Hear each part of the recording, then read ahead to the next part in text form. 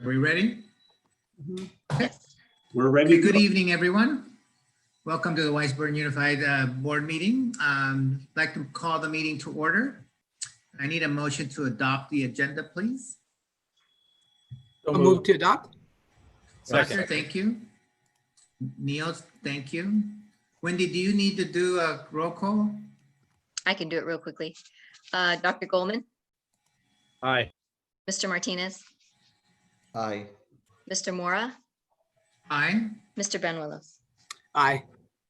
Thank you. All right, and Dr. Harbeck, would you lead us on the Pledge of Allegiance, please? I will. Please stand. Put your hand on your heart. Ready, begin. I pledge allegiance to the flag of the United States of America and to the republic for which it stands, one nation, under God, indivisible, with liberty and justice for all.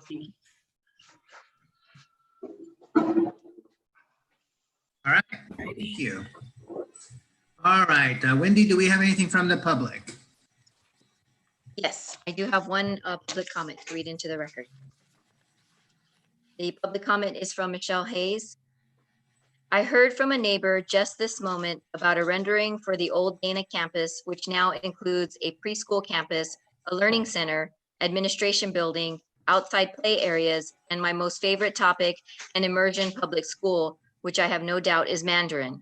My concern is, my understanding based on the bond measures Weisburn residences have already passed is that sports fields would be created, seeing how the original model for a Weisburn high school was switched up from a traditional high school.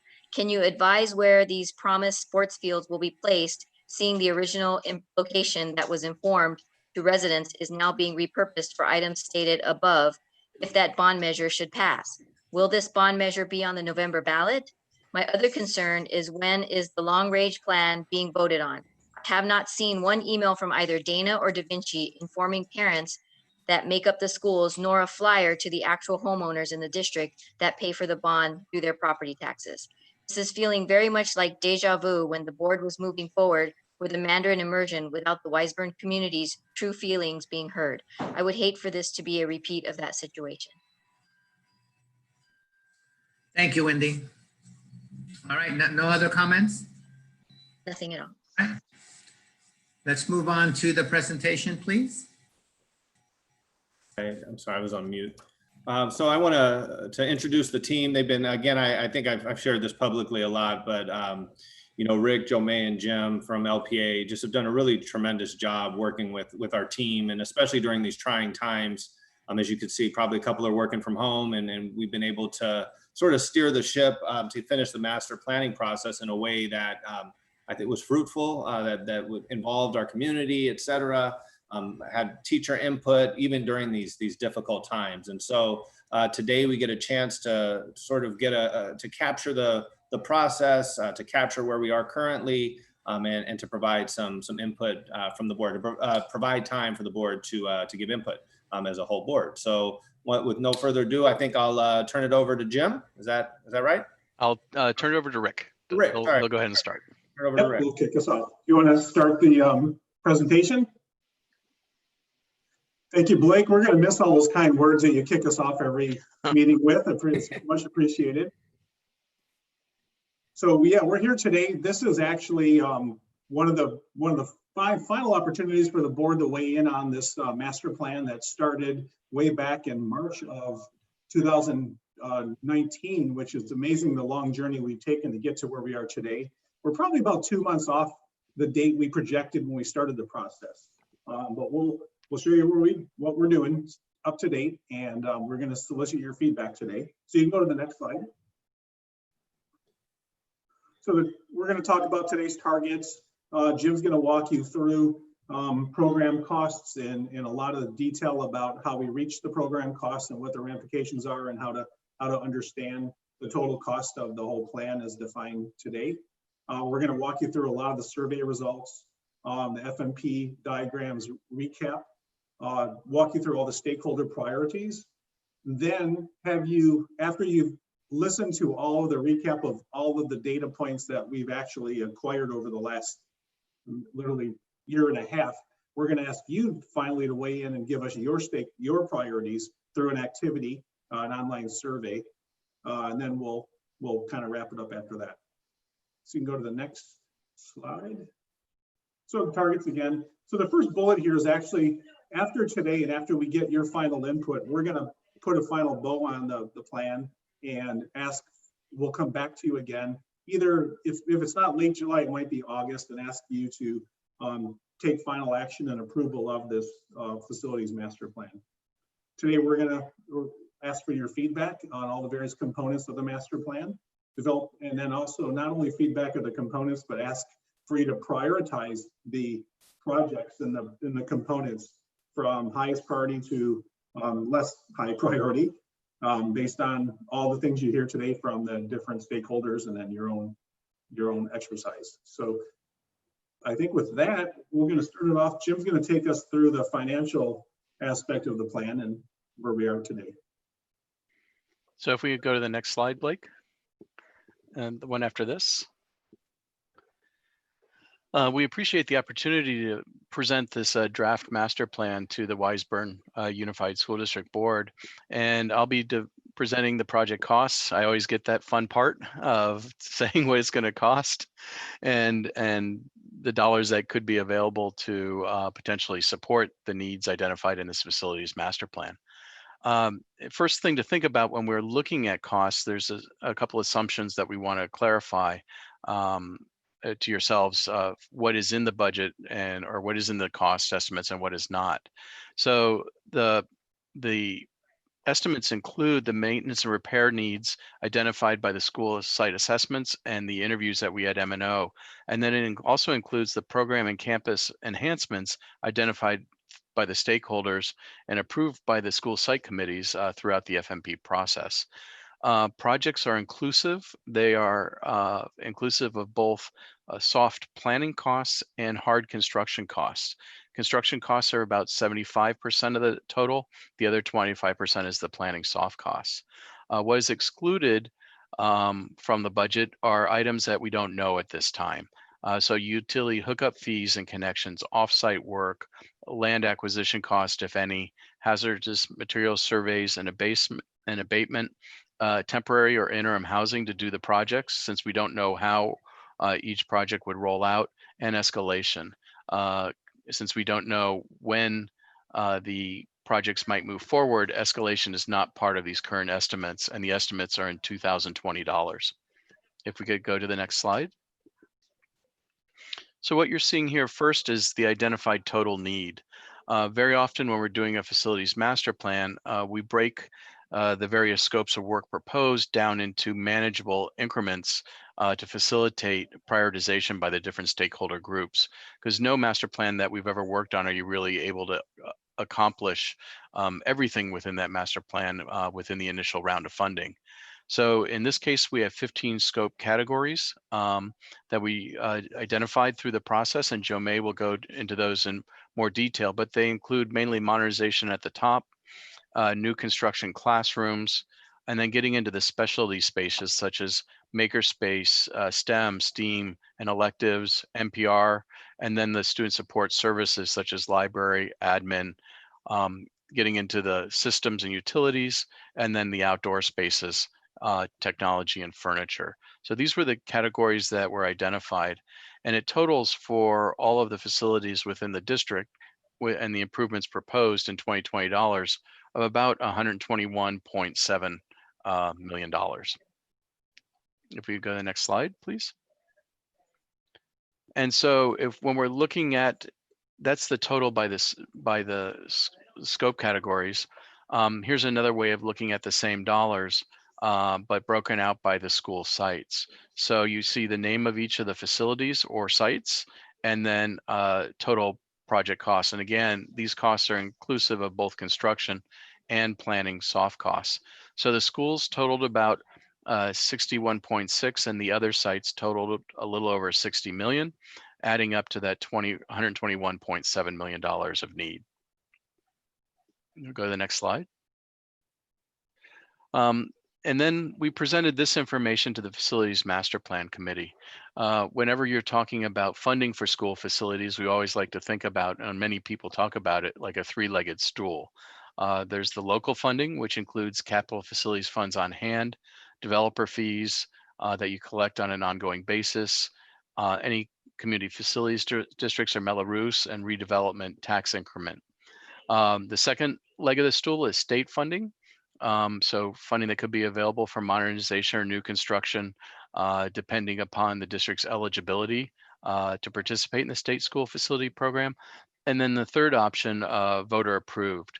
And if we had been looking at this stool 20 years ago, the three legs would have been fairly equal. Now, as times develop, pretty much the voter approved option represents 80 to 90% of the funding for any facilities improvement plan. Next slide, please. So as part of our services, we did look at the district's remaining state eligibility. You've done a good job of capturing what dollars you could when you modernized your various facilities in the last go round. And what's represented here are some remaining dollars that you have at a few of your campuses. So there's about 4.5 million in modernization eligibility. Obviously, there's currently no money at the state that has not already been claimed by the projects in line for the current funding. And to claim these dollars would require not only your match, but also the placement of another state bond on the ballot. The next slide, please. And so this is an analysis of all the potential funding sources that the district could potentially achieve. Developer fees averaging at about $100,000 per year, averaged across the 10 years of a potential facilities program. The maintenance set aside of about $100,000 per year over the 10 years of the program. Currently, there aren't any capital facilities funds that the district has that aren't already encumbered for other projects, so that is zero. You've got about $900,000 of projects that are currently submitted to OPSC or the state for funding, and then you have remaining $4.5 million in eligibility. And then working with the district's financial consultant, the district has a bonding capacity of anywhere from $150 to $200 million potentially. That's not saying if you ever did a bond, that would be the size. That's just what you would have eligibility to go for based on the assessed value of the community. So one of the things we wanted to analyze was what percentage would these total dollars be able to accomplish of your facilities master plan need. And when you're thinking about a facilities master plan, we've identified costs of $121.6 million in need, and that really represents the 2/3 in 2020 dollars. That other 1/3 is to cover all of those things that I said that weren't included. So if you think of the $120 million and then 60 million of unknown representing that 1/3, the need based on this current master plan is about $180 million overall. And so when we looked at the potential funding of 157 to $207 million based on the numbers listed above and multiply that by 2/3, you could fund 105 to 138 or 139 million. So it is potentially feasible that you could accomplish a large portion of your facilities master plan work. Hey, Jim. Yeah, go ahead. And before, This is- I was going to say, any questions on that? If you can go back to that slide. Yeah, Jim, this is Roger. Just got a couple of questions for clarification here. So if I'm understanding correctly, the way you've put together the budgets here on the 2/3 split that I'm looking at here on the orange portion, the 75% construction and 25% soft costs.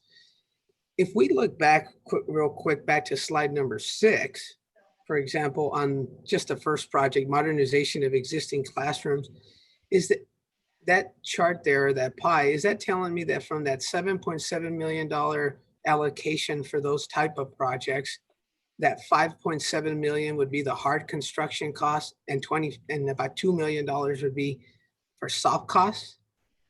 Every number listed, whether it's the school site cost or whether it's the scope of work category cost, is both 75% construction and 25% soft costs. Okay. And then so that confirms my understanding. And then that 1/3, that is for the items that you have there listed on that same slide there, which includes the, for unknowns and escalation. Is that, so that would be on top of those 2/3? Yeah, yeah. So if we think of the 2/3 as identifying the need in 2021 or 2020 dollars, that's the 121 million. That if you multiply that times 1.5, that gives you that 1/3 contingency. So that's how it came up with roughly the 180 million of total need. I guess my concern is that the way I'm looking at it, it looks like the 121 has the 121.6 million is already a combination of the 2/3 and 1/3 splits, right? No, the 120 million is only the 2/3. It's the total it's the construction cost and soft cost in 2020 Oh, dollars. okay. Well, that's a What key it- distinction. yeah. Okay. Yeah, what is not in there is escalation, unknowns, interim housing, program contingency, all those other things identified. And based on our historical experience, that is another 1/3 or the other third of the pie that isn't in that 121 million. So that's why And I would where do we, Yeah, go and ahead. where do we capture that additional 1/3 on this spreadsheet? It is just, we didn't write on here we should have put the math of the need. So if the Right. need is 121.6, you would multiply that times 1.5, and that would give you the total pie, of which 120 million would be for the need, 60 million for the unknowns. Right. If we could do that, because I wouldn't want us to, well, I'd like to see a comprehensive view of the total cost for like essentially a program, because if we don't have that dollar value in there, then we would essentially be over budget from the get-go, because we don't have, and that's not to say that this is a fixed plan. I understand this is a future facilities master plan of what could be. We haven't made the determinations of priorities and things like that, but I would like to see that captured in an overall summary so that we get a more complete picture of the total cost. Yeah, we can put that both within the document itself, and we'll put it on this slide for the presentation as well. Yeah, because I'm particularly concerned with that escalation cost, because I mean, that could easily be a good $45 million. And as you have included here, it's a third. So we're a little bit over with some of those soft costs as well. So, okay, I think you've addressed my question there. Thank you, Jim. Okay. Yeah, Jim, just a quick question. Is that 1/3 captured in the total potential funding though? Yeah, it is captured down there in the total potential funding. It's the second bottom formula, which says available for projects. So if you looked at that total potential funding available of 157 to 207, based on the range of the bond, potential bond above, available for projects would be multiplying that times 0.67 to represent the 2/3. And so that's where the 105 to 138 comes from. But I think it is good to clarify the math, that if you were to take the 120, the need, and add that third to it, it would be 180. Right. Yeah. Okay, thank you. And Jim, this is Neil. One, excuse me, quick comment. If when you send this finally to us, if you can put this all on a spreadsheet for us, that would be appreciated. Oh, in terms of this The numbers, this particular, number. okay. That way we can manipulate them, work with them instead of just a document with pictures. Yeah, the estimate actually is in an Excel spreadsheet that we'll provide to the district, but we can do the funding in a spreadsheet as well. Thank you.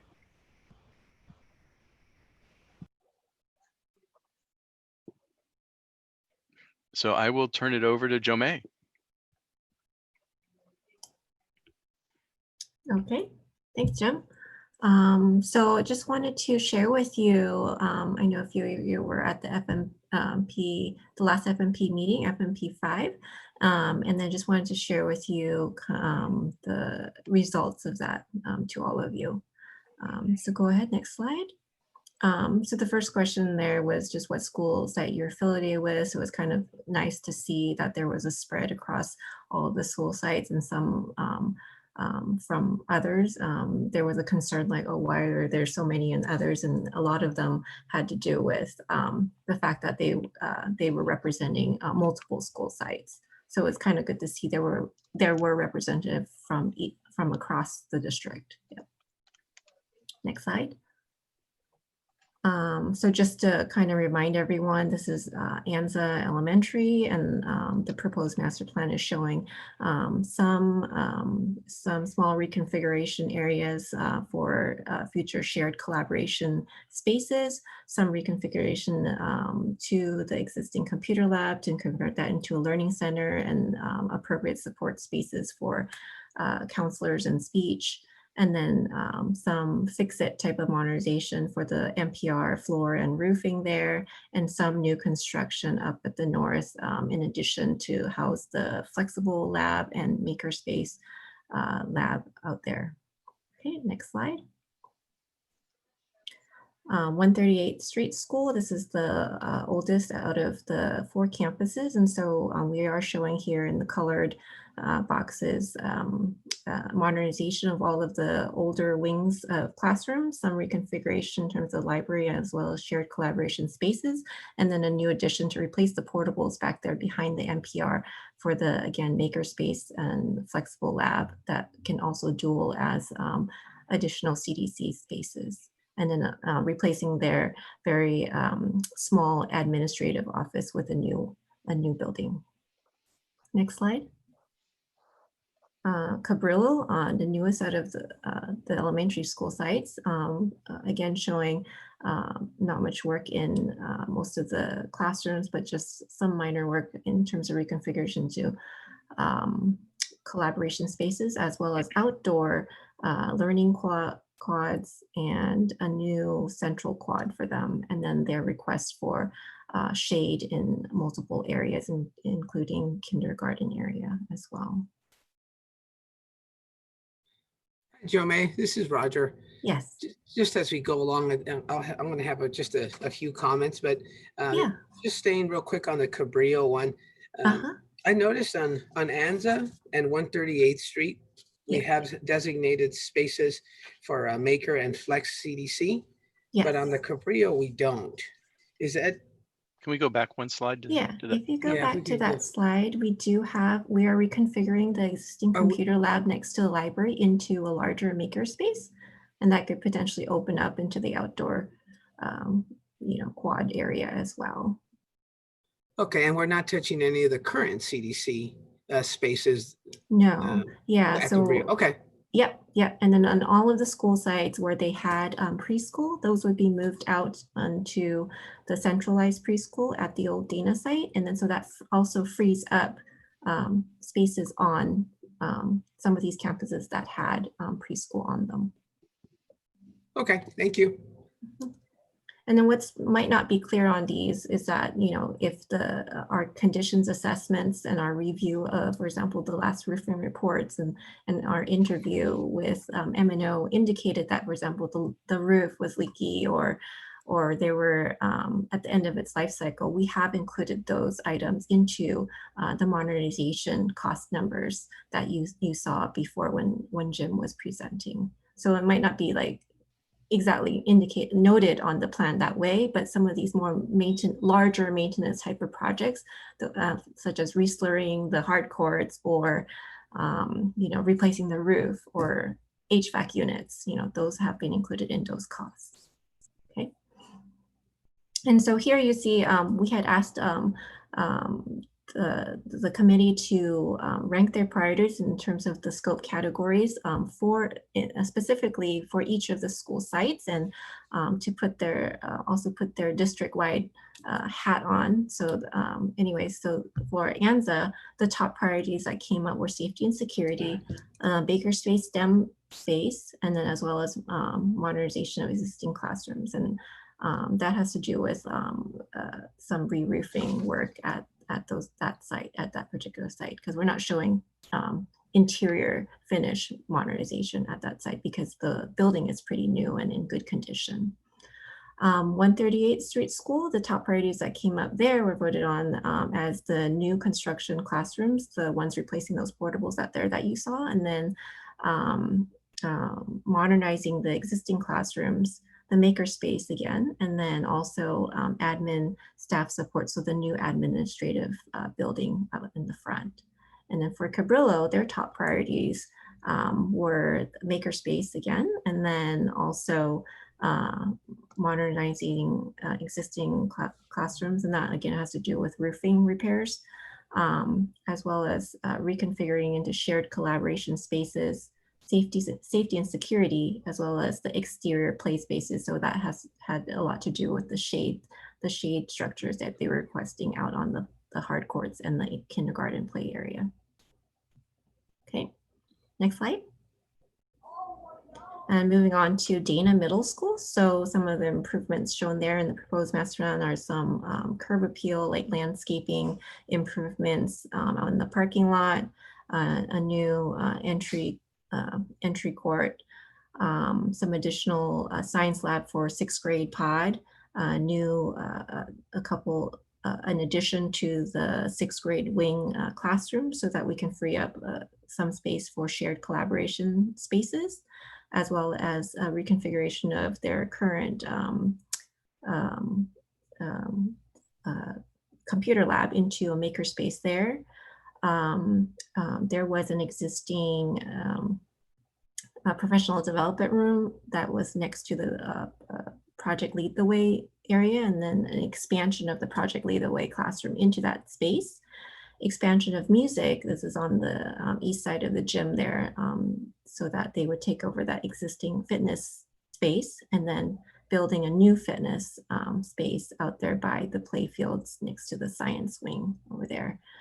We also have included, per the comments, synthetic play fields, as well as the Musco lighting at those fields.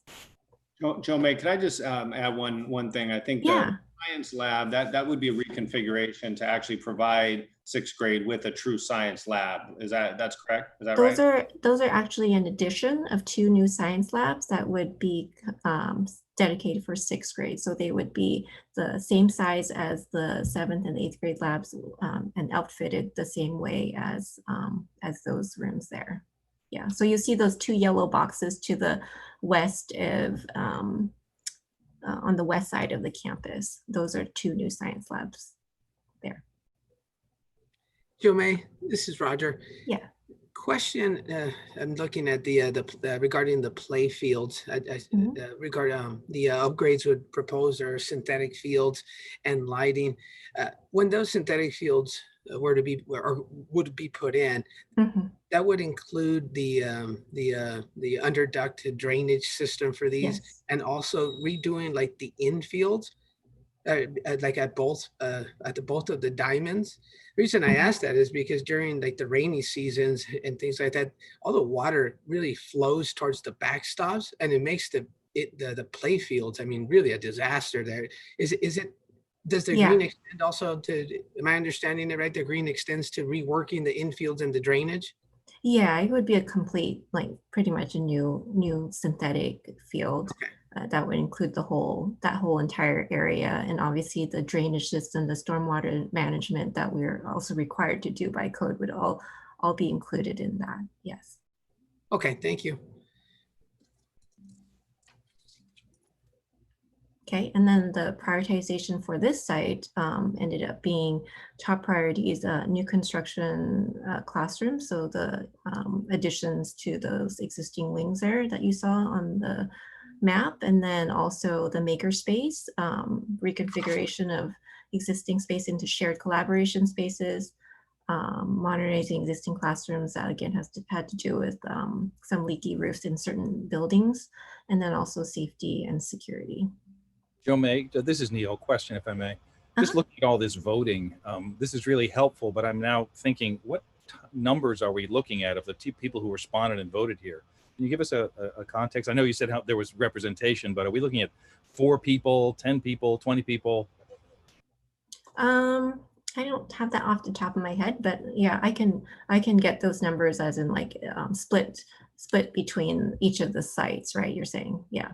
Yeah, because if it's 5 or 6 people, we should not give this a whole lot of context or value. So thank you.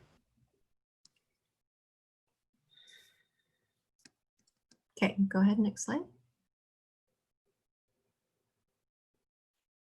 And then here's the proposed plan again for 135th and Aviation, the old Dana site. And here's where the centralized preschool is in the top left corner, and then the rest of the site would be the new immersion project-based learning K through 5 school there. And then the existing SLC as well as the MNO facility would be left untouched. Okay, next slide. Joe, May, question. I have a quick Yeah. question. Could you go back to that last? So that where it says immersion / PBL school, I guess that would be to the is that the south side there? Mhm. That's a field, correct? The green space is the playfield. Yes, yes. So the area all that just kind of outlined in the dashed red line, that whole thing would be the actual school, right? Including those playfields and then all the buildings north of those playfields. Yeah. That field is not regulation soccer or anything of the kind, is that correct? Yeah, we wouldn't be able to fit that on there. And then you'll see on the next slide where we fit Hold the on for a baseball. second. Uh-huh. So fellow board members, I just feel like this site is our most difficult decision-making. This is the last open site we have. This is potentially the last open site our school district would have ever, if not for many, many years. So, and with all the changes that we're going through right now with the COVID and the way we're going to teach in the future, which we're not all clear about, I just feel like we can't be in a rush to decide on this space as much as in the past, because we're not quite sure what we're going to need, when we realize when we come out of COVID what's going to be needed. I would agree with you, Israel, here. I think this one is definitely probably of all the plans. I think the community is going to be very supportive of everything so far that's been shared. This one is going to be the one that's a little bit more sensitive with the community because there's many in the community and time has elapsed over, time has passed and things have changed and the needs of the district is changing. However, there is a subset group in the community that wants play fields, and they feel that from the previous bond, they were promised play fields. And so this one's going to be a little, this may require us to go do a little bit more exercises of going back and getting more community input here. Before we got to be really careful here because this could be problematic for us going forward in the future. So it may be that we go out and get more input from the community. Maybe this just requires more input from the community. And it could turn out that it turns out this way. I don't know, but we probably just need to do a little bit more outreach on this one is where I'm thinking. I'd like to just share a couple of thoughts here on this one as well. I think having additional fields is incredibly important. We're also trying to balance the overall needs of the district with with our preschool and some other programs like the dual language immersion. To add a little bit of context here, and Joe May, I know you're going over to the next slide, and maybe if we could toggle just for a moment here, I'd like to, because my comments are related to the next slide. In our prior board discussion, we talked about increasing field space and field usage by utilizing the Dal Air site. So if we can flip over to that one quickly there. As you can see here, there's a lot more green on this space here because we talked about having a softball and a baseball field here, which is what this plan does and accommodates. So maybe all the fields aren't over at the Old Dana West site, but there are more fields in the overall master plan than what we have now. And now if you could toggle back to the last one, I do think this space could be a little bit small here in terms of the field for that specific area. And again, this is kind of like that balancing act, but I do think we're adding fields to the district versus having less. So I agree, Israel, on having a little bit of conversation here, but I do see the balance of adding fields in the net, right? Maybe not in the same site, but there is an overall increase of fields that I just wanted to add that for a little bit of context.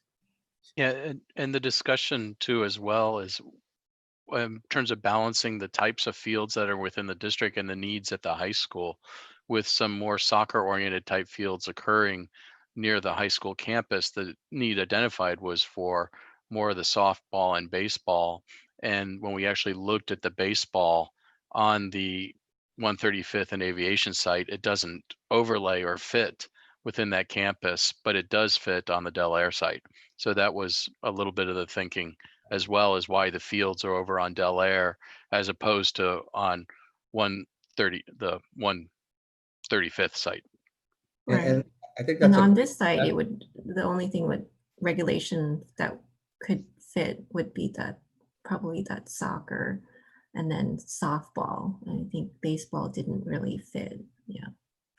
And I think that's a great point that has been highlighted by Roger and yourself, Jim, here, because the subset group that is probably sensitive in this and on this particular issue in this site is that group that comes from kind of the baseball and softball field. So I think in the messaging, if we can illustrate that, look, we're going to have a brand new CIF approved baseball field at the Del Air site and a new softball field, that certainly I think will go better. And at the same time, we now are trying to address a need here on the Aviation site with just some of the and they really developed from this committee, right? In terms of this drove some of the requirements like preschool. There is a demand for immersion, and let's not forget that one of the reasons this site is designed or schematically designed here the way it is we've decided to keep the maintenance and operations facility at the current site. It's the ideal location for our maintenance and operations site. Right. For our maintenance and operations facility, I meant. Joe May, I guess, could we see potentially like an alternate plan in this, for this scenario? If we, because everything is really dependent on funding, right? And we have not gone to the community to ask for a bond. That decision hasn't even been made as of yet. We would still have to get the community's concurrence and put it on a formal election so that they can vote on it. One of my thoughts is if we could see an alternate plan for this site in case we don't have, let's say, the dual language immersion program, what would that look like with fields instead of that program, or perhaps the preschool, like just as an alternate option that we can weigh for future consideration? Obviously, we have to vote on an overall master plan, but maybe we can vote on it, including the alternate with that decision to be made. I do like the plan as shown here. I just to facilitate a future conversation, I think that might be useful for the board. Roger, are you thinking that if Blake is unable to get the $30 or $40 million from the project-based learning school? Yes.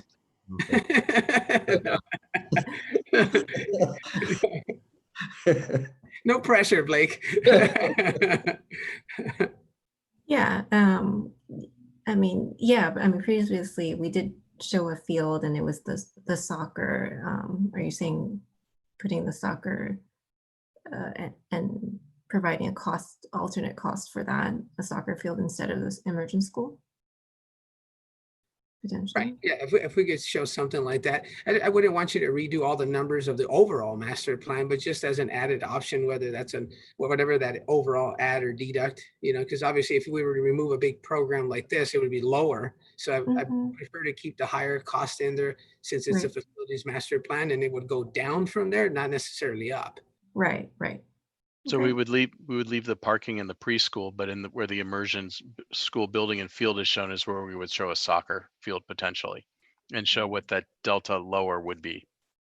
Right, because I think for pickup and drop off, and it's probably better to have the preschool in that location, even though they're little ones. But I'm going to leave that one up to you guys in terms of paths of travel and circulation stuff. But just as an alternative for us to look at maybe something different. But again, trying to balance the needs of our community, right? With preschool and dual language. I mean, it's a tough thing, but at least it gives us an overview of an alternative. Okay, sure.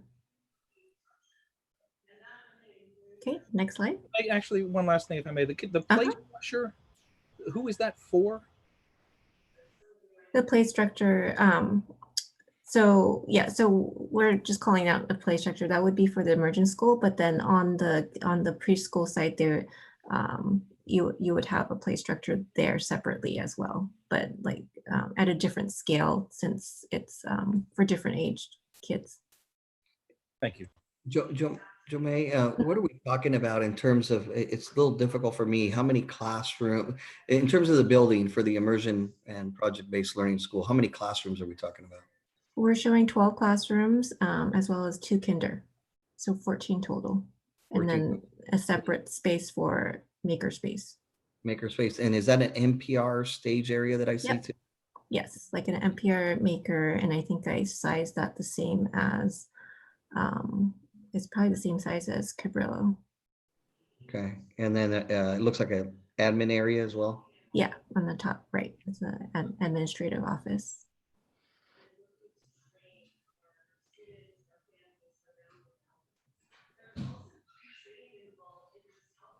Yeah, so it's a full K-5 campus.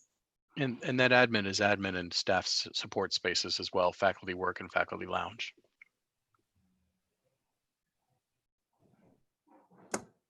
Okay.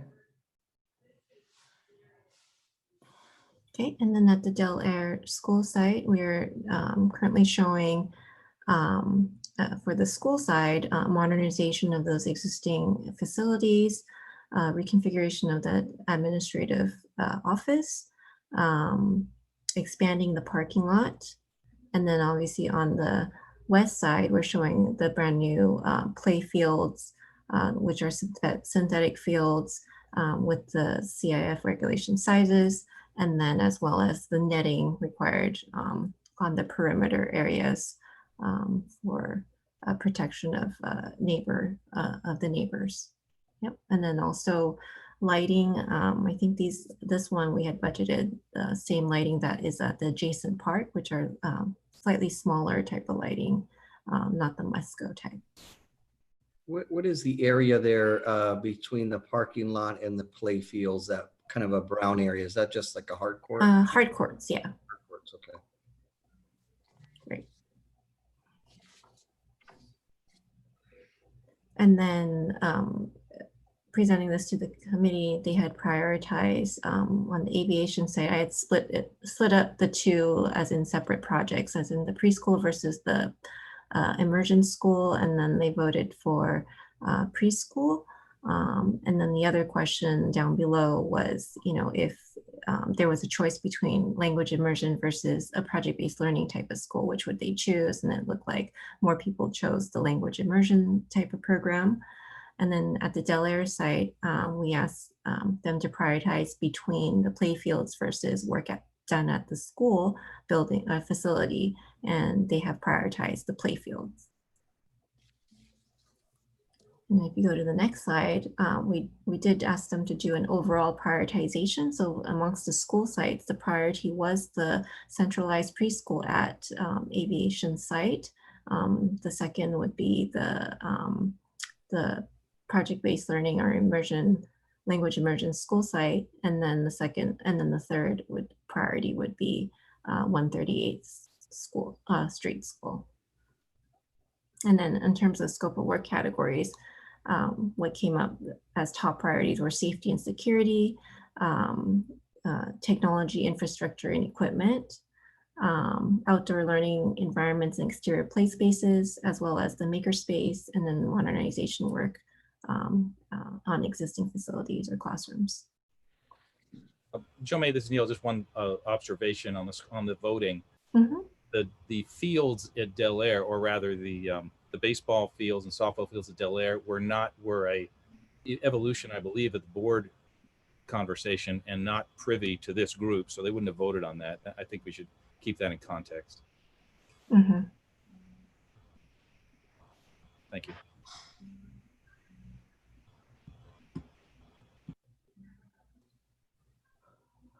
Thanks, Jomay.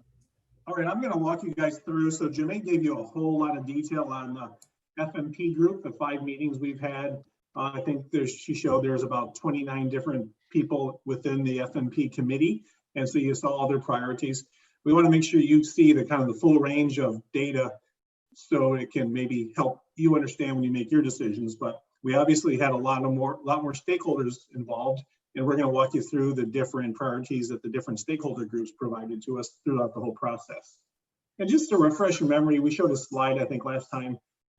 Altogether, I think we had about 139 participants in this whole master planning process, about 44 different meetings. So it was quite a broad variety. We captured a lot of different groups. And the first slide here is going to talk about the principals, and they each weighed in individually. We had one-on-one meetings with the principals, and you can see their top priorities. And these, again, are based on all the scope categories that were in the master plan. So the top priorities of the principals were safety and security, admin, staff support, and student support, makerspace, STEM, science, art, and electives, and flexible furniture. So those kind of resonated as the top 5. And then you can see the individual top 3 priorities of the individual sites. So De Anza, safety, electronic locks, lobby entrances, more office space, conference rooms, pull out space for the students, 2 classroom spaces for specialty program, maker spaces, and associated scope. You can see highlighted safety, basically safety, security, admin support, and maker space were the top 3 for ANZA. Again, in 138th Street, the top priorities there were the modernization of classrooms and the admin support, student support, and then the campus arrival. Then if we go to Cabrillo, the top priorities there were safety and security, maker, STEM, science, and electives, and flexible furniture. The spaces that are kind of colored represent the ones that are common throughout the different sites. So to give you an idea, the ones that they kind of had agreement on that match up with the top priorities on top. Then we get into Dana Middle, and their priorities were library space, flexible furniture, and my slide's cutting off from what I'm looking at. There's probably, oh, there it is, outdoor learning, courtyards, and especially outdoor spaces. So that represents all the principal priorities, just to give you kind of their data set. And we can go on to the next slide. And please, if you have any questions, interrupt. So the school site committees, each school site had their own committee, and this was all of their priorities. So the top priorities of all the school sites were maker, STEM, science, art, and electives, and then library spaces.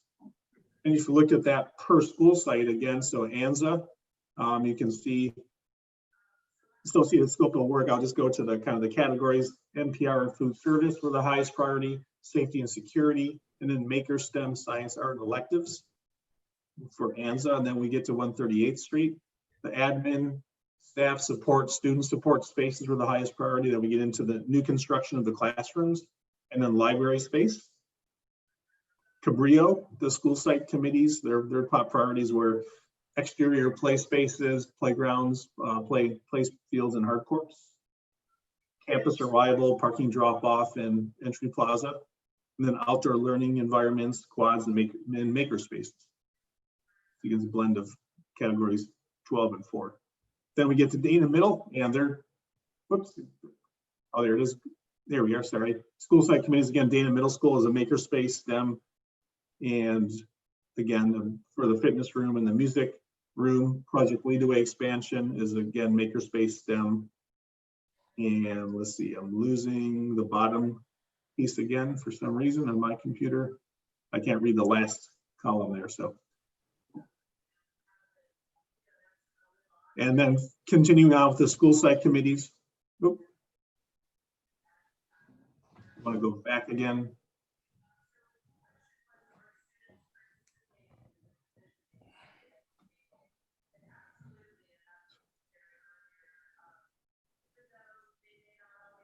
Sorry, was it this screen? I'm sorry. I think back one more. Okay, sorry. Didn't go reverse one. There we go. This was just the, actually, no, we covered all this. We talked about the school site committee. So that was basically the priorities for the school sites. Then we sent out teacher surveys. So you can see, just to give you an idea where their heads were, the top priorities for improvements, general classrooms, outdoor learning, shared collaboration spaces, and art, drama, elective spaces.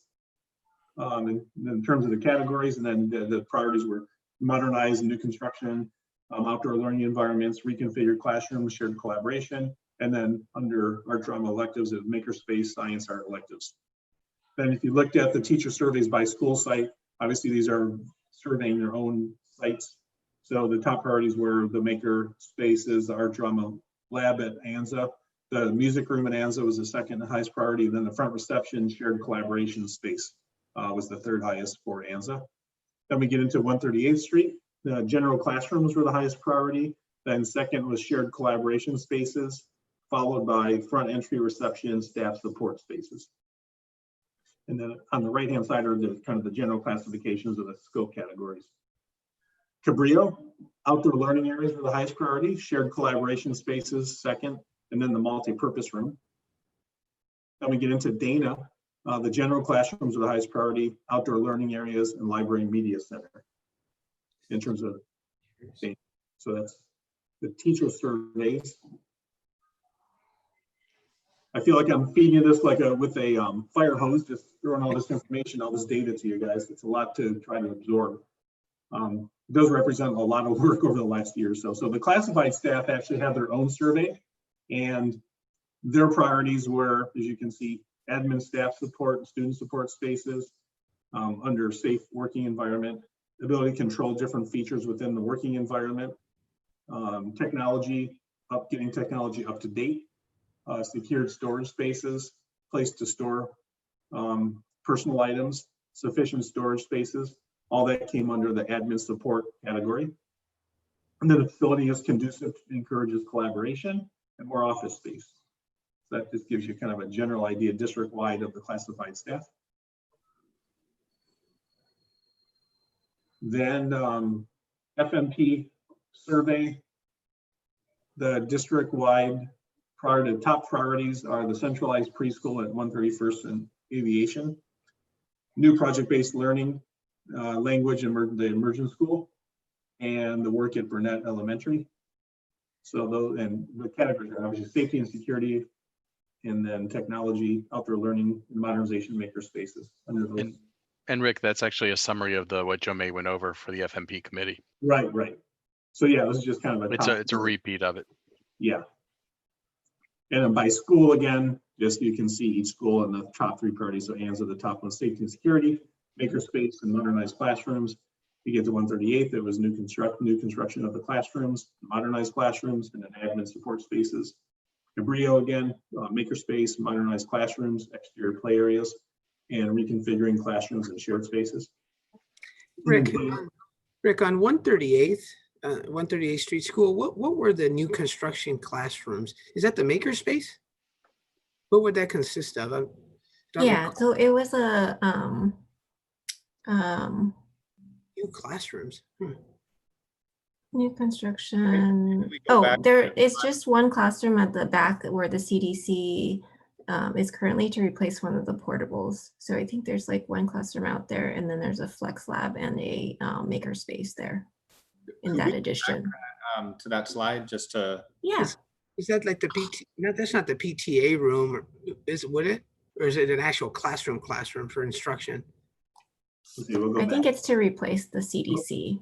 Go. Oh, Other direction. There you go. right there. See, there's one CDC room out there. So there's actually 3 spaces for What them are out those? there. Can you read them out?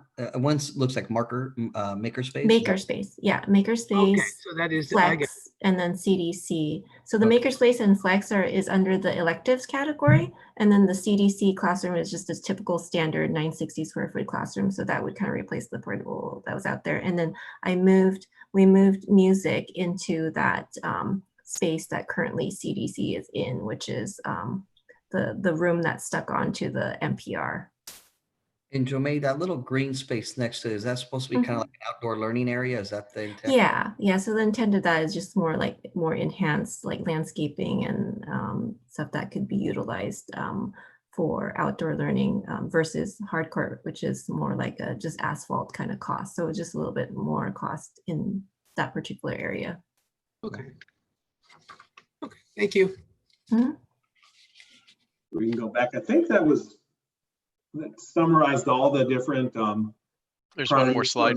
There's one more slide, Rick. I think that summarizes Yeah. everything. So here's summarized everything. So you can see from the online survey. So the yellow bar are the common priorities that had at least 3 mentions or three votes.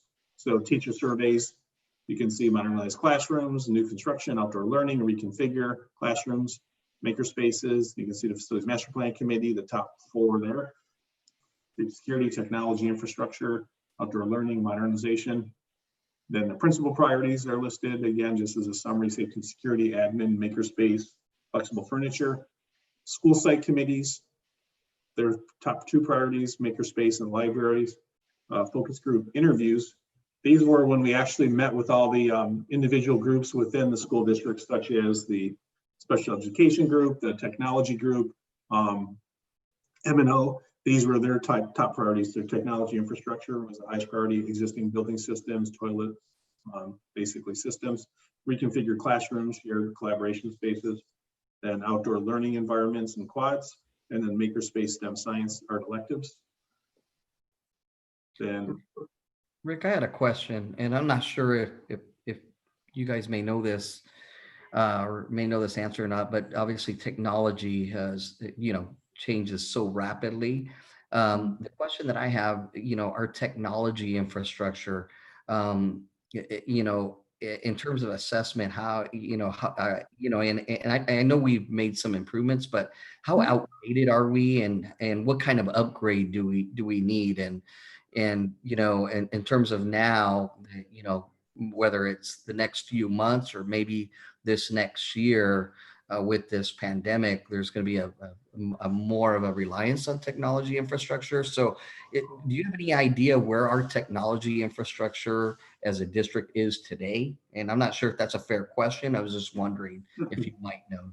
it's actually a great question, and I don't think I have a really great answer for you, other than your district is in better shape than most, and a lot of your schools have pretty good infrastructure. And I think a lot of when we talked to the technology group, it was more about making sure there's equity between all the schools in terms of getting this, whatever your technology standard is, making sure that it's implemented across all the different spaces. Yeah, it sounded like when we were interviewing your technology group, that technology is pretty adequate across the school sites, except maybe between 138th and Dana, there's a connection that's shared there, and they would really like them to be split, right? So that if one site goes down, the other one's not affected as well. Also, they said that the technology in general across the sites is pretty adequate within the facilities. And then their next steps really was to move forward in terms of adding bandwidth so that they could extend that Wi-Fi access to the exterior, to like outdoor learning areas and outdoor learning courts, or the quad kind of areas. But in terms of, people complaining about like connectivity within the buildings, there didn't seem to be very much. Okay, thank you.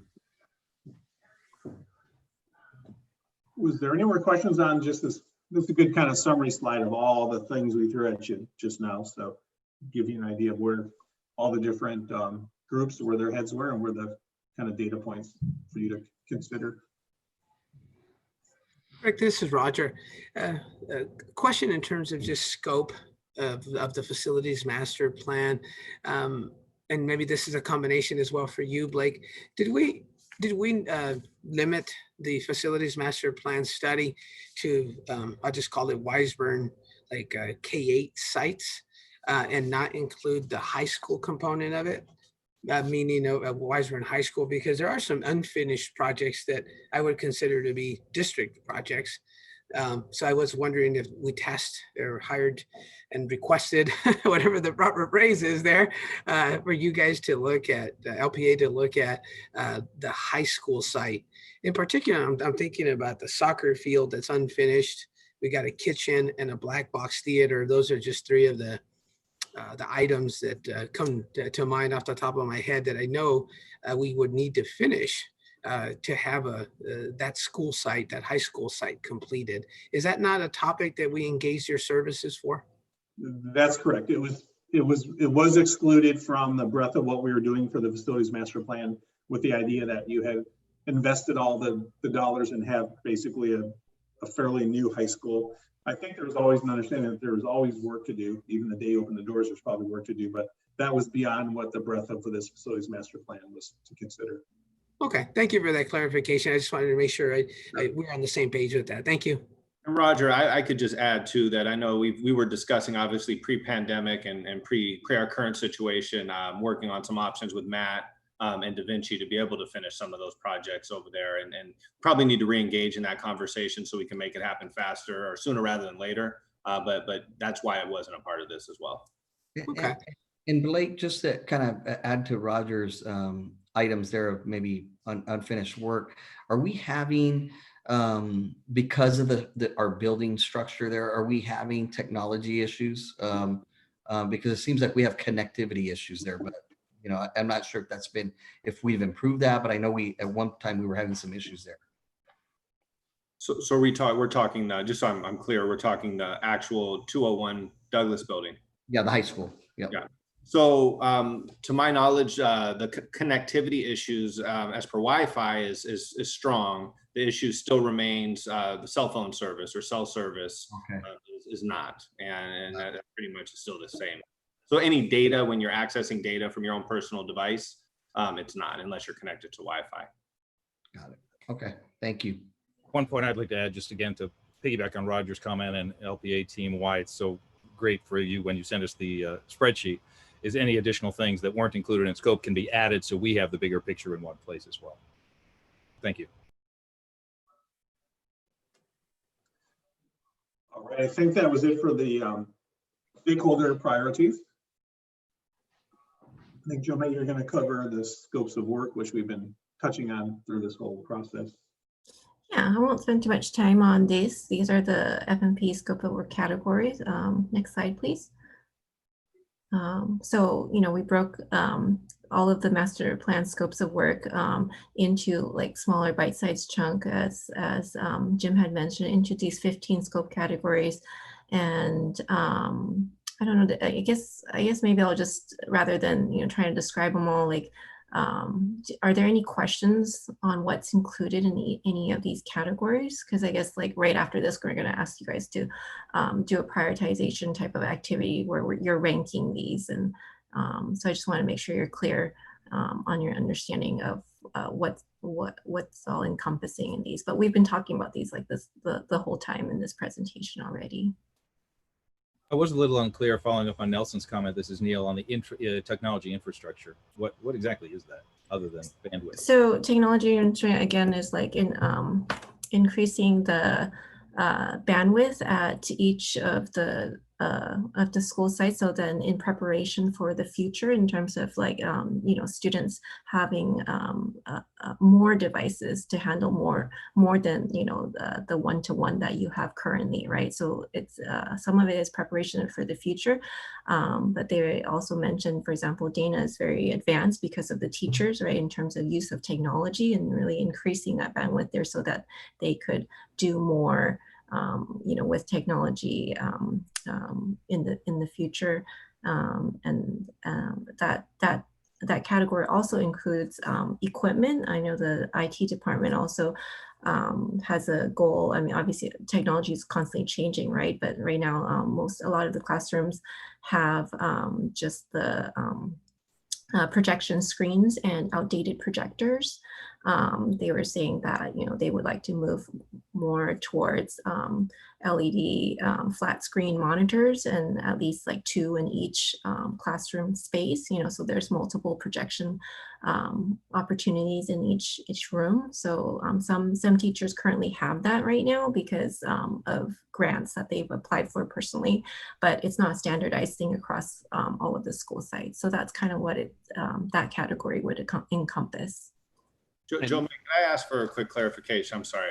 But one is, I do believe the conversation came up at least at a couple of the sites regarding, and you mentioned it earlier, I think, which was the outdoor access to more wireless or stronger wireless connection outdoor because of the creation of outdoor learning spaces, even fields and so forth, so that classes could be held out there. I just want to point out, I think now, considering the circumstances we're in now, the more outside, kind of learning that can happen, the better. I mean, I know it maybe maybe short term, but it also may be a long term move towards just a different settings for learning.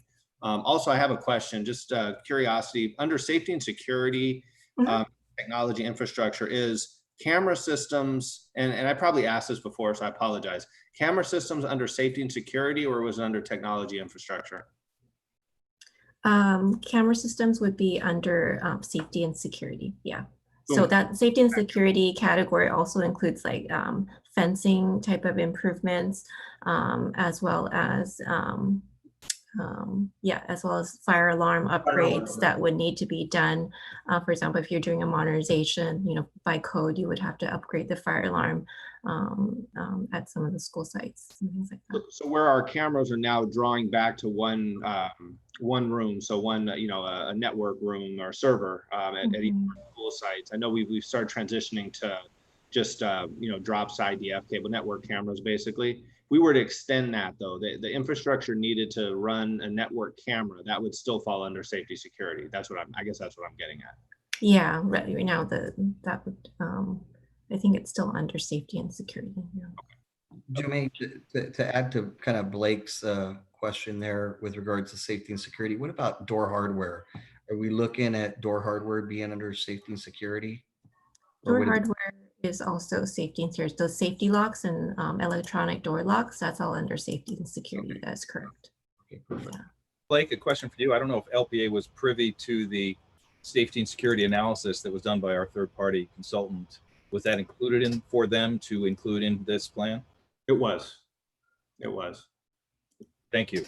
And we also shared even some extended concerns that we had that came beyond that as well. Perfect. Appreciate it. Okay, I'm just like opening up the the cost estimate, and I just wanted to make sure. Yeah, so technology infrastructure is really the smart, if they were going smart boards or flat screen monitors, audio systems, upgrading the backbone, wireless access points and switches, those kind of things. And then in terms of the safety and security category, yeah, so the low voltage upgrades would be fire alarm, emergency lighting, PA or emergency communication system, intrusion alarms, and then security camera allowance that we put in there for each site. Yeah. Jermaine, I had one question on category number 9, site utilities. I would assume that most of those site utilities are in support of the new building, and particularly the 135th Aviation site, that kind of the new immersion and all that. Yeah. That site development. Is there any site utility work where it was really more because our site utilities are in bad condition or in need of being replaced? Like the one that comes to mind might be the Del Air site. Are there any situations like that? I just want to. Yeah. So for example, like some of the older school sites, like 138th and Street School, and then the Del Air school site, since we were doing modernization to existing facilities, so then we would typically include replacement of some of the site utilities that ran to those buildings, because we were assuming that those would be at a certain age where they were towards the 50-year mark, where they were beyond their or going beyond their life cycle kind of thing. And Yes. Jomay, correct me if I'm wrong, Jomay, that the site utilities category 09 is primarily modernization of the older utilities. Yes. That if there is new construction, for example, categories 3, 4, 5, 6, and 7, if there is new construction of those facilities, there is a site work number as part of that in the new construction. So Yeah. you wouldn't have to look between different categories to find all the costs for new construction. It's all embedded in those. So Oh, That is correct. category 9 is exclusively modernization of the existing sites or replacing of older utilities. Okay. Right. Thanks. That's really As well helpful. as, for example, like, if we interviewed the site and they had, they felt like there were stormwater issues or, plumbing backup issues, and so that number would be under site utilities versus, and Yeah, Yeah, I was gonna that's a say good, that good the- clarification, Jim. the scope wasn't necessarily based on any exhaustive surveys that we performed. It's more about when we did our interviews with stakeholders, so the M&O group gave us their kind of priorities site by site. So we took those needs and incorporated those into the cost estimates. Okay, no, thank you for that clarification. That definitely clarifies it, and certainly I understand now that that's really geared towards utilities that have been there a long time. So Yes. definitely okay, fantastic.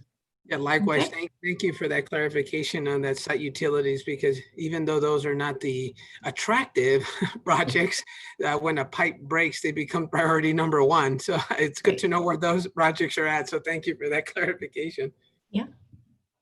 Okay.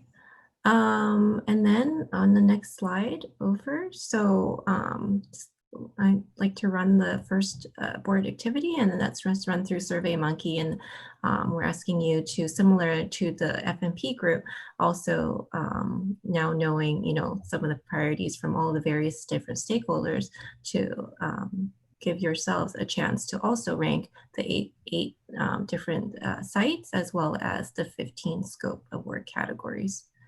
And that link is, Wendy, did you have that? I link? did. I emailed that link, that email to the board at about 4 o'clock today. Oh, you did. Okay. Is this board priority number 1 activity or 3? Number 1, yeah. Number 1.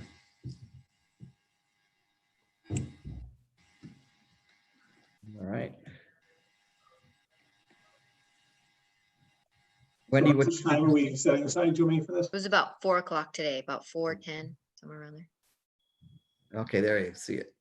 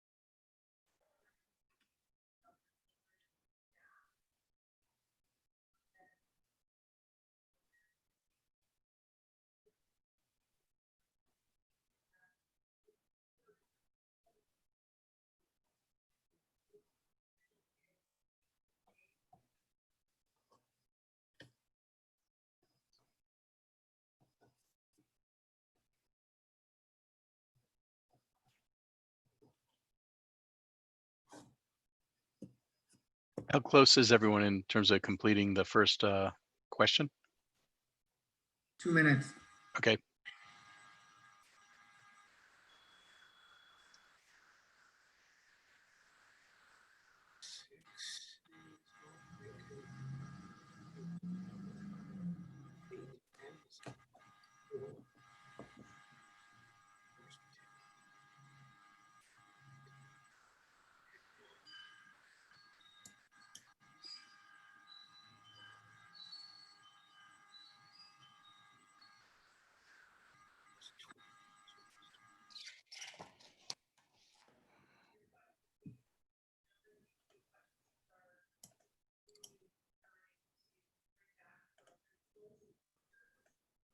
Oh, there's another question. Hold on a second. I think this is. It's just 2 questions, correct? Yes. All right.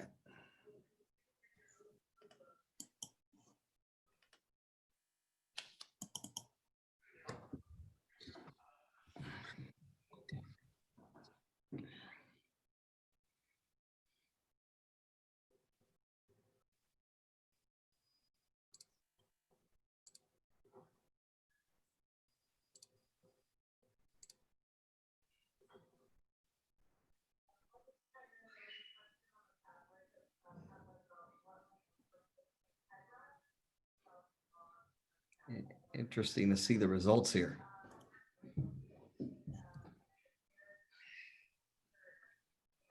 And Jim, you'll be sharing your screen to share the results. Yeah, so I guess Yes. whenever everyone's done, I can run that. Mhm. Give me 1 second here.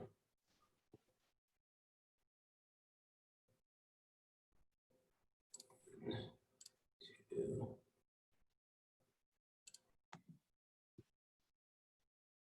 That was easy. Give me a second, man. They all changed up on me. I had to do that again. Oh, what happened? I was almost done. Joe May, if I stop sharing, you can share your screen, okay? Okay. One. That's not right. 135th. And you can drag those if you weren't aware, Roger. You don't have to put numbers in. Well, I Yeah, think you that's can what kind happened. of That's why it changed drag all 'em. the things around.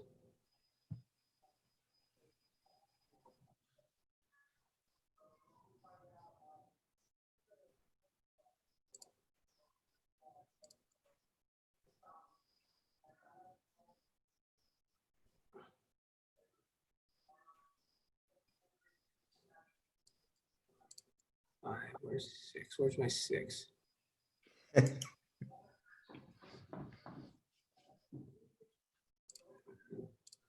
Nelson, would you give Roger back his 6, please? Okay.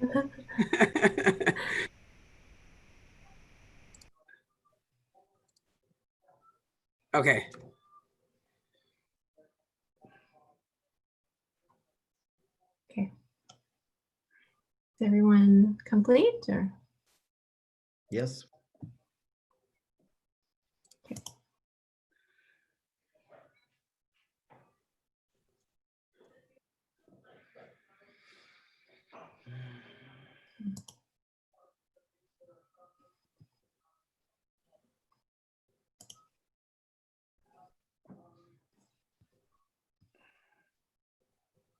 Oops, sorry.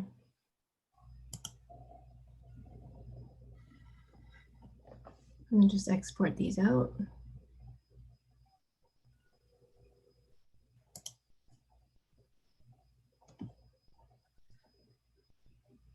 Okay, or that we could just look at this screen too. Let me see.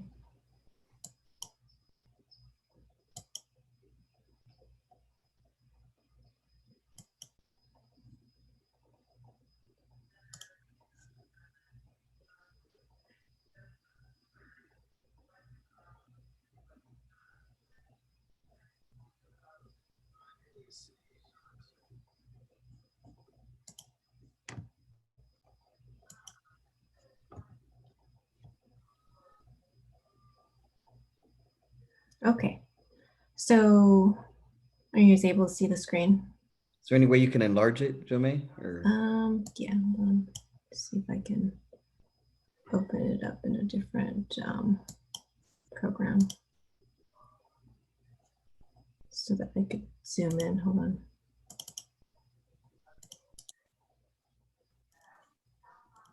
Yes.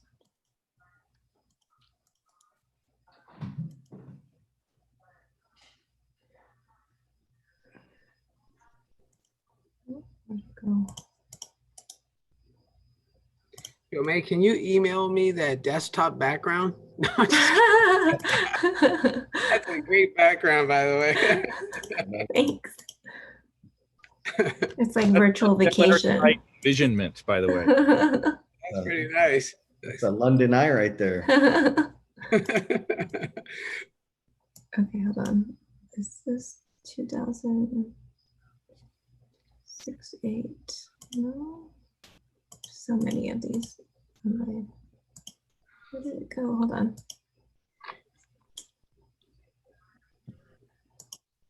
Sorry about that. Hold on.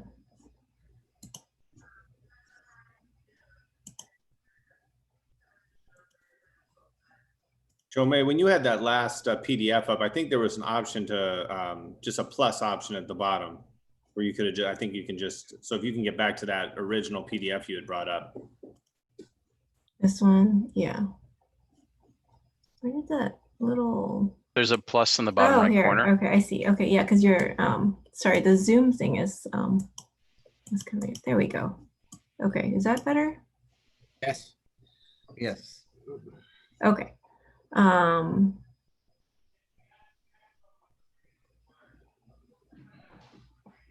Okay, so this sounds like, so this is the first one where we're asked to rank the 15 scope of work categories, and then it looks like safety and security came up first, and then shortly followed after that, the technology, infrastructure, and equipment. Site utilities as well. And then the technology, infrastructure, and equipment. And then after that, modernization of existing buildings or classrooms. And then looks like shortly after that would be the makerspace science. Right. what does the board think of that outcome? Is it reflective of? We're pretty pragmatic. Pretty close. I think it's right on. Okay. Let's move on to the next question. And then in terms of ranking the sites, it looks like the 135th and aviation site came in first, and then that one should have been the preschool. Yeah, the orange is the preschool. And then after that would be the 138th Street School, the oldest out of the 4 sites. And then the Del Air Playfields. And then it looks like Dana Middle School. And then the 135th and aviation site, the language immersion and project-based learning school site. Yeah. Really close, yeah. Okay. Yep. Does anybody feel that their votes or their priorities were not at all represented here, just to make sure we're all on the same page? I think for mine, Neil, I think it may be 1, 2, or 3, but the top 3s are definitely there. You know, they're very close. I felt the same. I feel like mine are right there too. Israel? I'm trying to unmute because I'm talking to myself. I concur. Would Okay. it be interesting as I guess comparing it, how close are we with the at the end of the day with all the stakeholder input, right? How close are we? Yeah, we can mesh that up with the other chart that summarized all of the other stakeholder groups. Yeah, and in terms of ranking the school sites, Jomei, that was only done with the FMPC, correct? As the other group? Yeah. That wasn't done more broadly. No, it was not. Yeah. Okay. All right. And then should we just run the next survey? I think after this, I just had discussion, if there was anything to discuss, but And Yeah, then go ahead. we Go had the ahead. other survey. Yeah. Yeah, if you go ahead can- and run the other survey. Yeah, so you should have received another link, priority or activity 3. And so if you click on that link, it's these are just kind of parameters that we thought would be good in terms of, when funding does become available, that you look back on these and kind of have sort of a toolkit where you can use in terms of decision making for projects.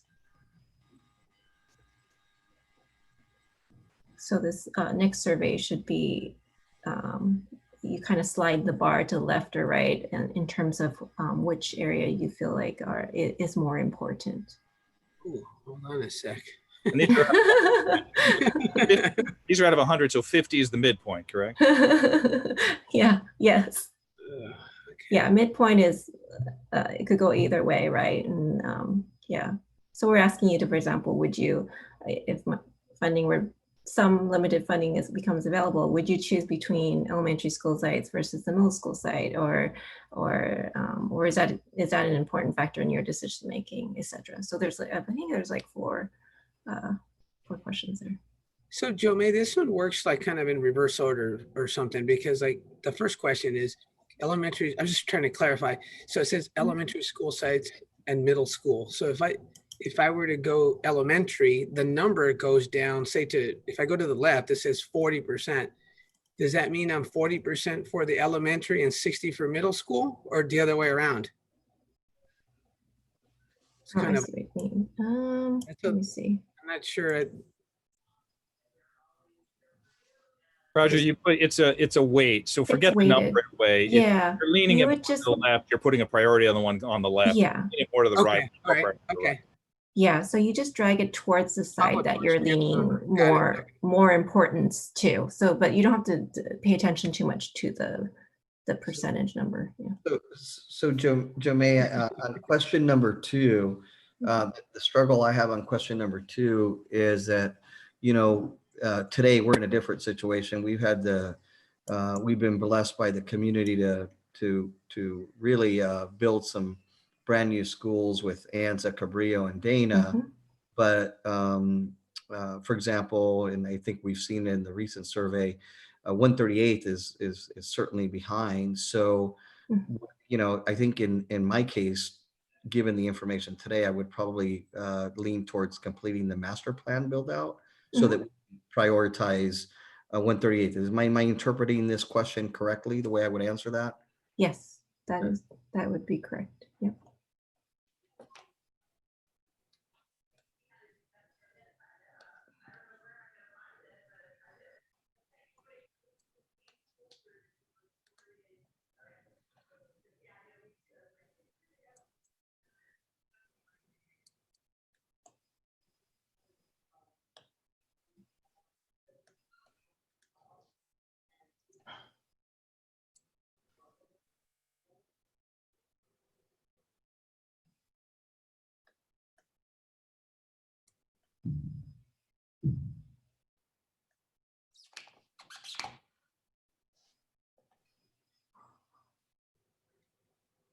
Okay.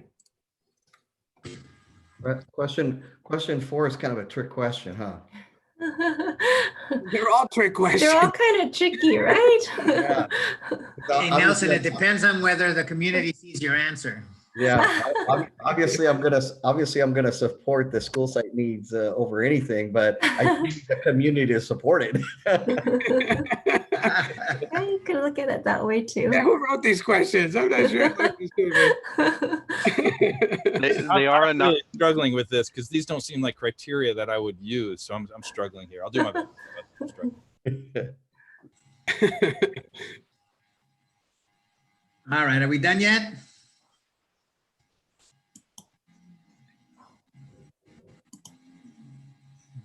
Yeah, if you're done, then I will run that result. All right, I just want to do a time check at 6:30.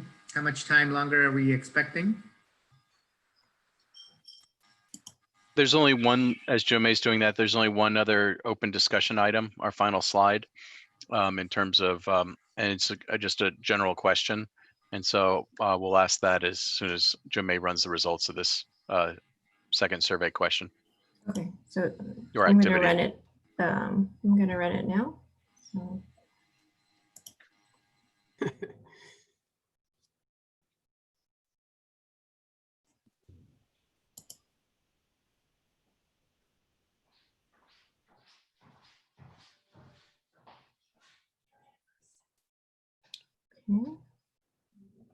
Oops. So if you're looking at that first one, Jomei, 50% is the middle. So it looks like it was skewed a little more to the right. So that would be the So middle school. more to the right, and so then to the right would be Middle. finishing a campus completely. Oh.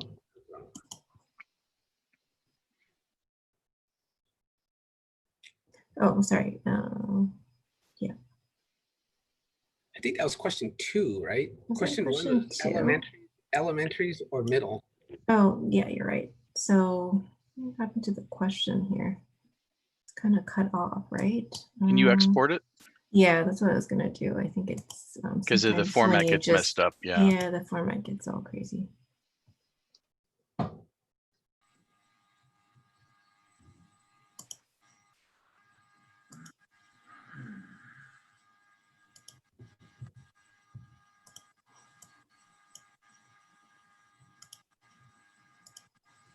Huh, the question didn't come out. What happened here? Well, if you just read the question, we'll be fine. You can add that later. Okay. So maybe I have to go back to this the survey and bring up the question. Sorry. We had one less respondent on this one. The other ones we had 5, maybe we have 4. Must have been Blake. I don't know who else would have responded. Okay, so the first question was elementary school sites or the middle school. So the first question was between elementary school sites and middle schools, and it looks like from the 2% middle results, school. Yeah, go ahead. it was skewed more towards the middle school. Yeah. And second question was, do we touch all sites, like do a little across all of the school sites, but not much, or do you prefer to complete the master plan build out? And then that was also more leaning towards complete the master plan build out, right? For finishing the project completely. Okay. And then question 3 was between existing school site improvements and building the new school. And that was Existing. Yeah, towards the existing, it's only 30%. Yeah. Mm-hmm. So it was favored for the existing. You're on That's Q4 there, 4. Jim. That's 4. Oh, Go yeah. to 3. Sorry, yeah, so it was skewed more towards the Wow. existing Nice. facilities. Interesting. And then the last question was community desires or needs, or the school site needs. So it's kind of like the fields versus the school site needs. And then that was skewed more towards the school site needs. Not a PC answer. What was that? And Jomei, if you could bring up the PowerPoint in the last slide. This one? Oh, the open discussion. Oh, yeah. Yep. Okay. So we just wanted to ask. Jomei, from the links that we answered, is there any way that you can tell us who the I guess the outlier or the oddball on the board is? Oh, in terms of the person 5. Oh, I don't know who person 5 because I didn't ask for any names. It's all like anonymous. I have a feeling Wendy knows. The question is which clown answered twice, right? I was like, oh, I could tell you, but no, actually I kept it anonymous. I didn't ask for your names. But yeah, so we just wanted to see, are there any, things that you're hearing from the community? We heard a lot about you're saying, the aviation site could be, a sensitive site, right? And any projects from the proposed master plan do you find exciting? So those are kind of just open discussion items we wanted to hear from you.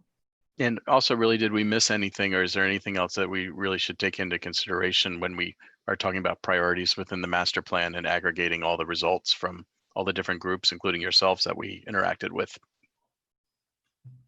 I think just to keep in mind that this is a long-term plan, and it's hard not to contextualize all this in the environment of our current existence. So just to keep both sides in mind, that this is designed to be long-term. This is not happening over a single short period of time. And there's no immediate funding, so that's a challenge. So you mentioned what are we missing? I feel like extra space, extra multi-use space. We're not leaving anything that's open for things we haven't thought about yet. So that's something I throw out there, that we would love to have some multi-purpose use space that we could determine in the future what that would be. I know space is a premium, so there you have it. That's just my thought on that. I'd also like to ask the board members, are we all on the same page that we're not running a bond election this year? Because the due date is August 7th, so this is the last opportunity to speak up on that subject if you guys want to proceed this year. I'm thinking now's the time to do things. Let's go for it. No, absolutely not.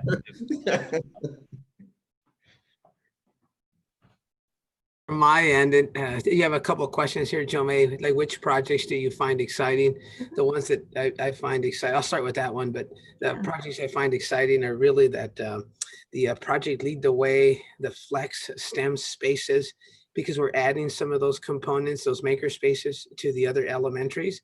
I really like the continuity of instruction that could create, from the elementary, from Cabrillo all the way through middle school, because our high school has a really robust robotics program. Right. So I really like that because it gives us that continuity so as our students are graduating or moving on from the lower elementary, middle school, they have an opportunity in a very competitive environment at the high school level. So I'm really excited about that. That's something we've been looking at for many years about creating. The spaces over at the combination of spaces at the Del Air site with the fields and how that relates to the corner of 135th. That's exciting to see because that's something that our community is really interested in, that space and what happens there and the potential for a preschool. A lot of these items are really could be transformative for our district, meaning providing additional services that could aid parents with regards to their schooling. So that all of those pieces are really exciting to me. I'm hearing some support on those fronts, both for fields, but also for other needs, and they continue to evolve. And we're trying to capture it in a document. But we're trying to capture it in a document. I realize that's really difficult sometimes, but I have to say that I think LPA and the three of you have done and provided us an excellent service. I'm really pleased with the outcome of these plans. I think it's also very inclusive. So thank you for that. Thank you. I would also echo Roger's comments. I thought the master planning process was excellent. I also feel that going through this process, a lot of times, and you guys are more familiar than us, when you're doing these and you have these stakeholders, this almost becomes it could become a wish list for many of those stakeholders. In this case here, one of the things I was impressed with in being part of the process is that if you look at each respective school, and we had stakeholders from, parents, community members, Little League members, all in a room. And at the end of the day, when you look at this master plan, everything was based on really what is the most important needs at the respective school sites. So I think it was a good process. I think that people are real practical, and I think that's what's come out here in that plan. So I appreciate that, because I think we're going to be able to certainly take this information and really prioritize, right, the project. So I certainly feel very good about the information that you've gathered.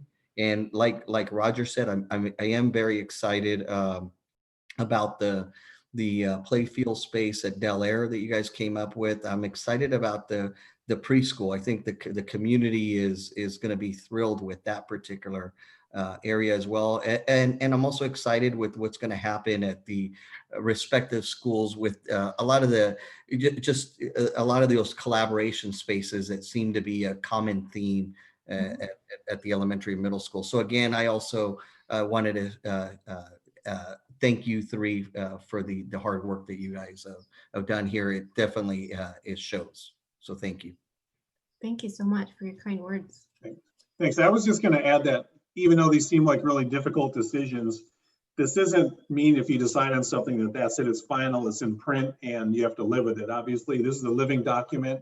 I think CDE recommends you update this about every 2 years. Jim, did I get that right? So it's definitely something every 3 to 5 years. Every 3 to 5 years that you can revisit. Priorities will change, things change, life changes. So this just reflects where you are today. We hopefully captured kind of the essence of where the district wants to be, but it doesn't mean you can't make some, modifications as you move forward. So Israel, I'd like to just address or comment on your question earlier regarding a bond. My thoughts with regards to a bond for this year would be that we would not do a bond. I think there's a lot of other circumstances that we're dealing with, and to add a cost of a bond to the community when potentially a lot of our community members could be unemployed or not working would be very insensitive on our part, and not recognizing what's going on. It is our responsibility and duty to continue to plan as board trustees for the future of the district. So I really value this exercise, and I think effort, and we need to do it. Perhaps the earliest that for consideration might be in like the November 2022 or timeframe, and then obviously reaching out to the community to see how they feel as well. I think that it's probably a decision that's a little ways out, and would be my recommendation. And Dave, you've been awfully quiet. What money do we have to do some of these projects? Unencumbered, probably $500,000. Oh my goodness. So not a lot to play with. All right. Anything else before we move into closed? Anybody? Jim, May, I just want to thank you very much. I think the board's really appreciated you guys' work and your efforts, and we definitely have given us a lot to think about and talk about. It's been a pleasure to work with you, gentlemen. And so we have one final slide just for kind of next steps. If you want to just go to that. It's just what we presented today was the draft. We've gotten now your feedback. What we would do then is package this into a final document and ask the district if it is appropriate, depending when, that you take final motion and approve the document so you have a board approved final master plan. And that can happen as early as maybe early August or whenever it works out with when your board cycle meetings could be. But I don't think you have to do that, but I think that would be a nice way to kind of put a bow on this, to say that you've reviewed it and all the things, the components within the master plan that you've accepted and approved. So we come back to you one more time with just a quick summary. It would just be part of a general board meeting, and you would then formally take acceptance of the master plan. so one question, would that document have different options for the 135th and Aviation site? Based on what we heard today, we would include that in the document. Okay, thank you very much. And Rick, Anybody else have a question? Yeah, just 2 points. The first one is regarding the budget. I know, Jim, we were having a conversation there about the adjustments. You would make those adjustments as well? Yes, we'll reflect those changes. We've been taking notes during the meeting. So Okay. The comments that we heard today, as well as the board priorities and the options for the fields, we'll incorporate all of that within the plan. Okay, and then the final comment I had is what would facilitate this document for future reference, and maybe you're already planning on doing this, but if I look at one of the school sites that just go with Juan de Anza, I like the colors and the boxes for the new construction, modernization, and reconfiguration. Would the overall master plan be accompanied with a narrative for ease of digestion for people to look at, other than just the graphic? Oh, most definitely. Yeah, those are all the other components you don't really see here. You will see the entire master plan document before going to adoption at the next board meeting, which would include the narratives I think you're talking about this kind of detail, right? Like, I don't know if you can see this, but yeah, I think we'll be providing you this, and that, like, under each category, for example, this is, sorry, Juan de Anza is. Oh, excellent. That's the cost the These are specific. the detailed estimates. Yeah, so that, and this won't be, the estimate will be in there, but then the Excel sheet we will be sending to you as a document you can, as a file you can utilize. And here, under here, like I was saying, modernization of existing classroom, and here you can see for Anza, it was for patching and repair and repainting the whole school, and then some roofing repairs, right, due to. And I also think so. that Joe made the question was a little bit about, will we have like an executive summary or an introduction and some description? Yeah. We have all the other components that went into this, so the community Yes. can actually read and digest and interpret what is shown on Right. the diagrams when you post it. Yeah, that would be in. Great. Okay, thank you. That'll be very helpful. So One Israel, thing, I Israel, agree. I don't want to belabor this, just a real quick question. Thank you for the good work, everybody. I'm not understanding, Rick, what would we be approving to approve the master plan? I don't understand what we'd be approving, given there's so many options here. We haven't determined ultimately priorities or resources, just that the report has been received. I'm a little unclear. There, you can actually do one of two things: is accept or approve the master plan, but it's basically marking the end of our services, and it's not Once you get representing. paid. No, I'm just Yeah, kidding. yeah. But it's also, when you approve a master plan, you're not, because there isn't funding and a funding path forward, you're not saying which projects are going to be implemented when. And I think you would want to be clear in the agenda item that you're approving the document, which documents the needs. What is not determined yet, what is the path forward to fund implementation of the needs, which is a whole separate process. I agree with both Rick and Jim's recommendation here to really finalize this. Typically, Neil, there is you actually submit a master plan for final approval, really formalizing the process, even though you don't have maybe the priorities developed yet. That could be the next step, but you would have a final master plan approval. And in a lot of ways, you're recognizing also everybody that was involved in this, and you're documenting. So I'm assuming, Rick and Jim, that you have the members that participated in this. Right. They will be. Yep. They will be. All their names will be published in the document. Correct. So in a lot of ways, it's really formalizing that there's been a process and community stakeholder input, and now we're like I guess Rick put it in a nice way. You're putting a bow on it, and then and then the next steps in the next year or two.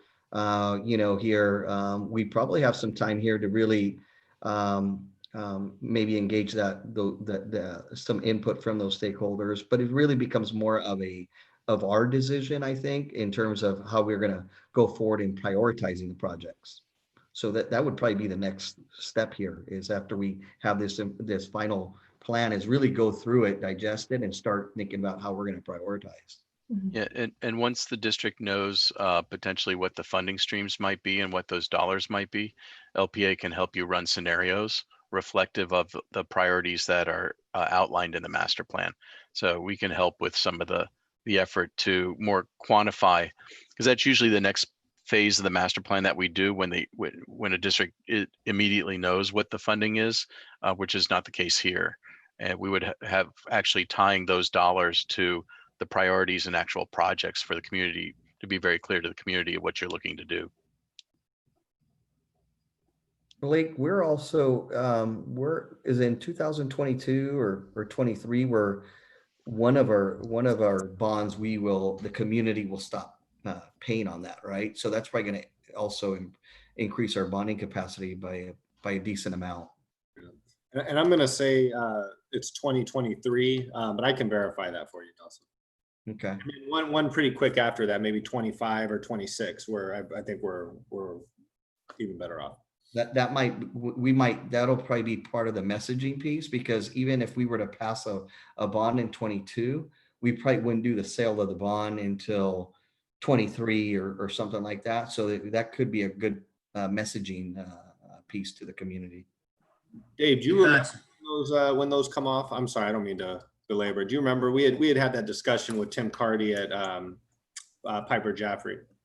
It's in the next 2 to 3 years. I think that final one of the older bonds is being finally paid off. Correct.